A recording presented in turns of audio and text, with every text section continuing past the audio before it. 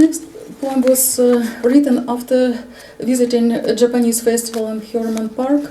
I bought dolls from Kyoto, and then my imagination went probably too far.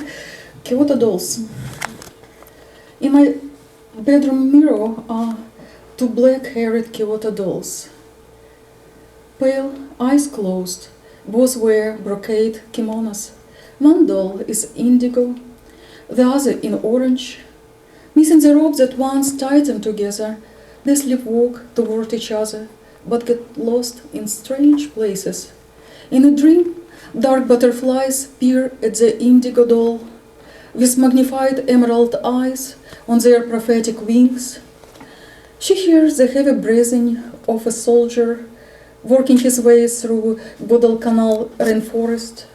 His parched tongue reaches a drop on a glossy leaf. A distant Scottish lullaby cools his fever. The microchip of inserted memories glitches.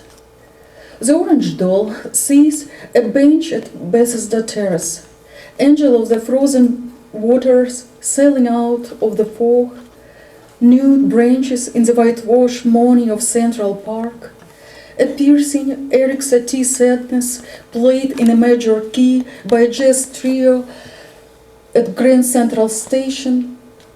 Greyhound buses depart to towns grown around ghostly shapes of chemical plants. Towns of disillusioned waitresses with deep V-necks and voices, and blue-eyed workers with spent handsomeness that you don't know whether to cry for or leave alone, like that last cowboy on horseback, struck trying to cross Route 66. Lonely are the brave. Donkeys prefer straw to gold, and it's nothing tragic.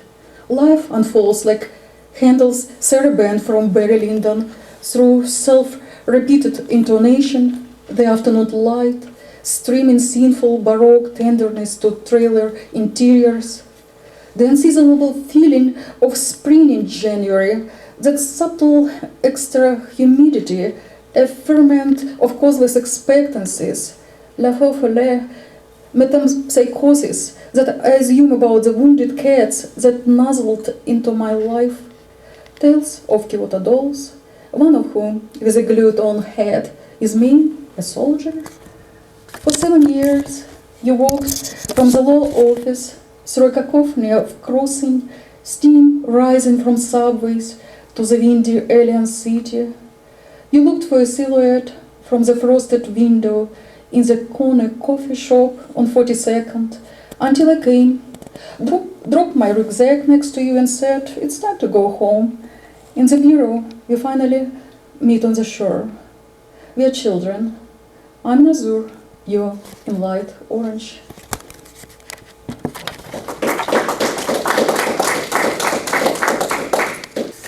The next poem was written in Ukraine for my mom. Lithuanian elegy.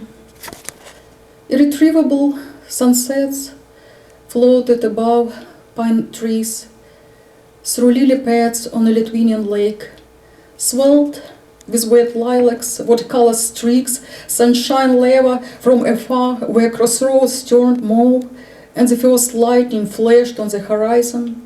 A cascade of freshness, life itself, plunged into the vortices of brown irises. Our eyes reflected light so alike until the days they appeared as a last dawn, white with lackluster violet shadows looming for you that I couldn't find.